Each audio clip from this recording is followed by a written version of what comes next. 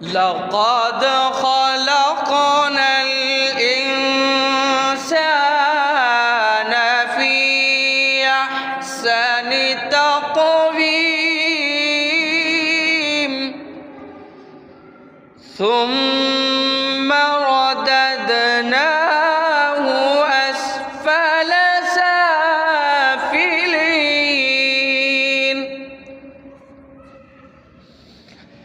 إلا الذين آمنوا وعملوا الصالحات فلهم أجر غير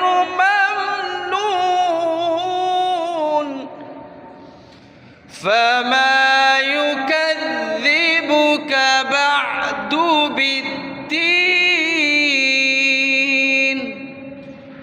أليس الله بأحكم الحاكمين صدق الله العظيم.